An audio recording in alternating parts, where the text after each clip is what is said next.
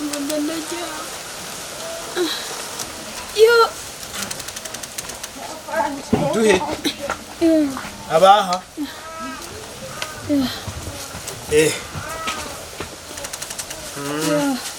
Yes ashimwe. Ndabona birakomeye. Ndaremvye. None mwafashwe ryari?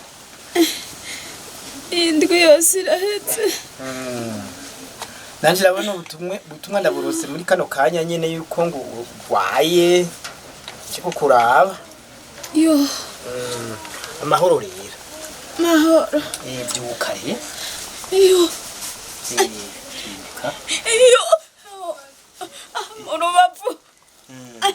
Yo. Murubavu. Yo.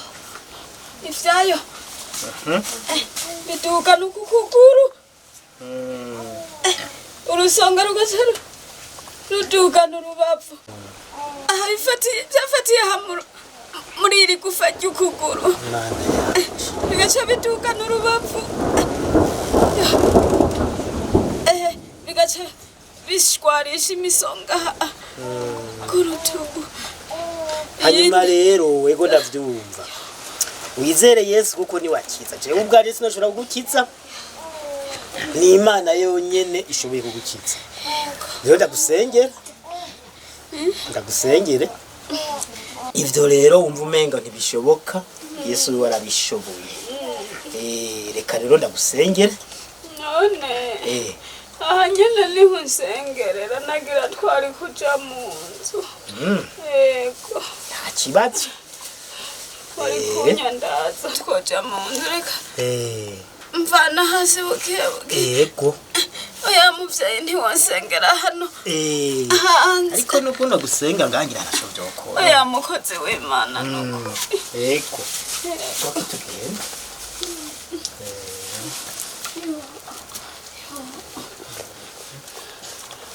Yo, arayanda nahoro rafubuye. Urafubuye? Yo.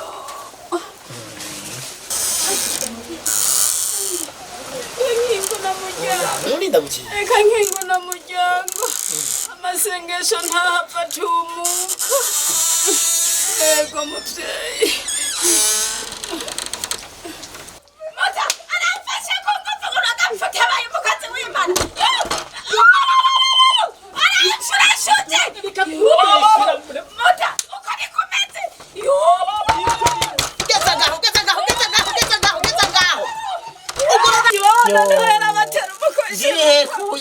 Ndiyekuye mwana nidugwa rufu nide tuzibi byose Nukuri ivyo bintu sivyo nukuri. Iki ngo ninje kumusengera ngo arafana. Soka mu rugo ufite tembe twumva ivyo tembe. Nukuri kose ufise ijambo ry'Imana ufise Bibiliya. Ivyo bintu waje kugira ngaha munzu y'umwana wanje nibiki. Arabeshe cyambwiye ngo ninje ndamusengera. Ubu saguye kumusenga aragwaye.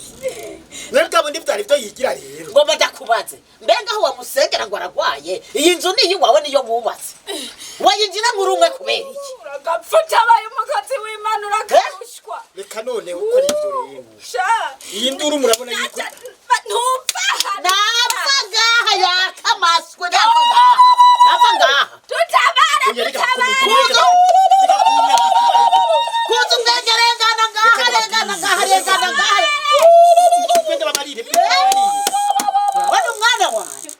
Kwenda babwire. Reka gushira induru he. Heba turazivuganye. Kubera iki wari wakunumira? Kada babwire. Henda turabesha umwana wanje kwinjira mu nzu tari gwawe. Utubwire ibiki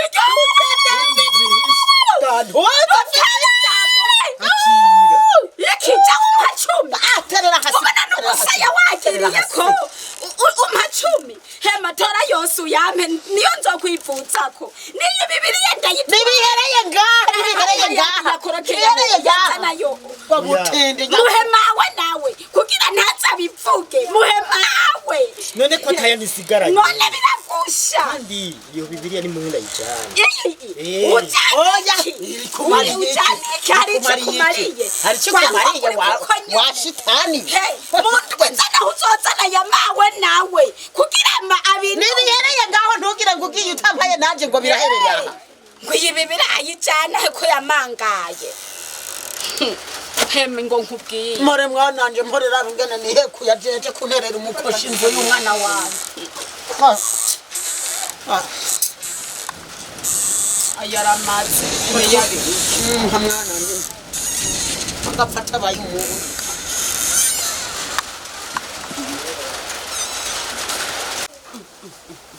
umwaka ibigori n'ukuri basha nabirose n'ukuri umwana atazorya ubugaye bw'ibigori azokubitwa n'ukuri yo ngiyeho sisanga byeza ahandi nkasanga bireze ha ya n'ukuri nimba ni mwiza no mwaka kandabihunga kiri bindi bizoronka aho bici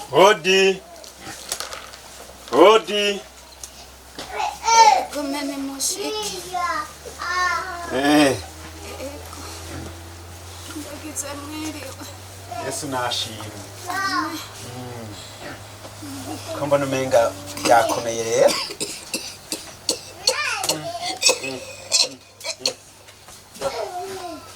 Wewe kaziwe. Ariko nimwizere muzokira. Ya mugozi w'Imana. Ninuse. Siniko ndayimana. Haciye igihe kirekire rero urwaye rero.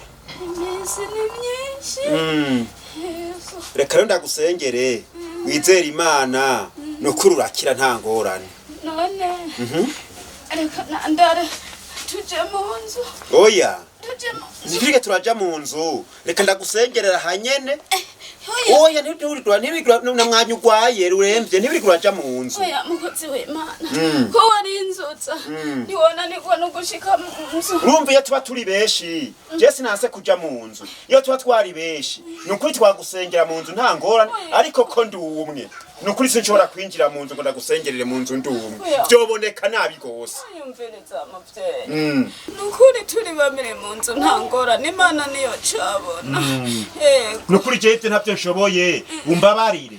Nimba ugomba ko ndagusengerera mu nzu nzobanza kurondera abandi tuzanane tuze turi umugwi munini hama tugusengerere mu nzu nukuri je ntavyo nshoboye iyavya nakugusengerera hanyine je mbere nimba ari ivyo je ndagiye nze kurondera umugwi munini tuzogusengere turi beshi mu nzu nta ngorane. Oya mukozi w'Imana mu nzu amasengesho ntihafata. Ntigikunda yuko je nshobora kwinjira mu nzu y'umuntu ngo ndiko ndasengera umuntu umwana w'umukobwa cyangwa umuyigeme cyangwa umupfasoni ngo turi abantu babiri ico ntigikunda ntavyo nshoboye ayo masengesho ntayo je nkora ahubwo ngiye kurondera abantu beshi tuze turi umugwi tugusengere nta ngorane ego ahubwo je ndagiye ahubwo ntage n'ubusanga ka turiko turavugana ibintu nk'ivyo byo kuja mu nzu ahubwo bayi Uragiye. ndagiye tu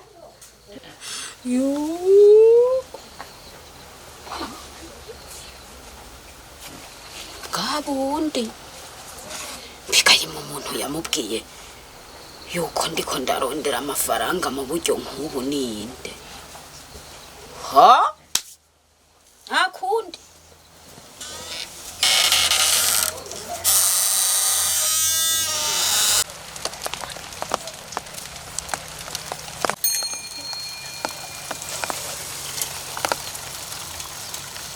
ipakiye wamu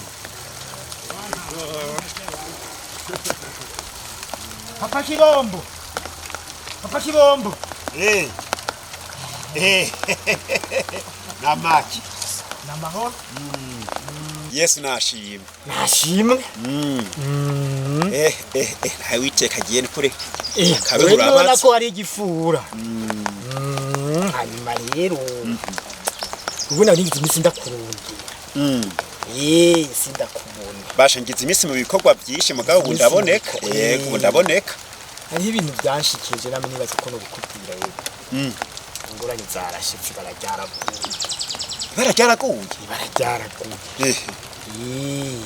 Zagenze gute? Urumva. Hariho umukobwa yitwa Miliyana. Ntabwo uwo muntu ntabwo ducako. Ni na wiwe yitwa baba nga mu micunga. Agakobwa kazima rero tukaramba. ngo uraza kuza kumusengera ngo ndagwaye ndagiye ndamusanze aho yicurikiri ngo ngiye kumusengera nk'abazimu erega yaciye ambwira ngo ntusengera turi ngaha ngo turinda kwinjira mu nzu erega ndagambuka twinjire mu nzu cara ayiha umunwa nyina aba yaje rero erega baciye banja ko ngo ni wowe uhita umukozi w'Imana ukaje gukorera ivyamfura mbi abantu ndabura ingene nifata erega nahatswe kurira ndabahoya hoya mbongera bavuye imbere wamana pasika byukuri na wewe urumva ko wahatswe narahatswe erega uko nyene ko byagenze nuko byagenze ari umubanyi wawe byukuri umuzi ingeso ziwe ukenyera ukinjira nari ndazizi ko ari kwameze eko numva ko byukuri warahatswe rero je ndaguma ndakubwire aho je ndumva ko ego warahatswe mugabo kai warabifise mu ruhara nogira uruhara gutega sha mama papa kibomba iyo umaze kuba ugenda udafise amakenga mu bintu byose utagira amakenga ushobora guhura na bene izo ngorane umviriza ubwa mbere na mbere ho kirazira kikazirizwa yuko wobuza kuvuga ubutumwa wobuza gukora ibikorwa kanaka yuko mufata mukagendana n'umuntu mudahuje iremwa mu kuvuga ukagendana n'umwana w'umwigeme cyangwa umugore atari gwawe ngo muri kamuvuga ubutumwa ibyo benshi barabikomerekeramo cyangwa bakabigiramo ingorane wowe ukakenyera kubaho mu nzu y'umuntu uri umuntu w'umushinga ntahe nawe nakana agakobwa ngo mwinjire mu nzu aho nawe urumva ko warahatswe mugabo nibyo mugabo wundi muzi uzobikira ukwiye kugenda misi yose ugira iki ugenda n'amakenga naho wumva byo bari bikorwa by'Imana ukwiye kugira amakenga erega Bibiliya tubwira ngo umunyamakenga icago kije ari ikinga gakira n'ibyago biteye urumva aho nta bwenge washizemwo rico no guhanura naho ibyo udata wumva wabifukafutse ukabunura bikize ni wabandanye ugenda mu ubwo buryo ibindi byo bizoguhitana uyu ndavyumvise imisi yose naho byo bari bikorwa by'Imana umukozi w'Imana w'ukuri agenda n'amakenga erega amashetani agendera mu bantu ntiyigendera agendera mu bantu urakoze papa kibomba nuku je ndabona yuko nasamaye je ndavyuma ko nasamaye na jewe nta bwenge washizemwo nukugenda n'ubwenge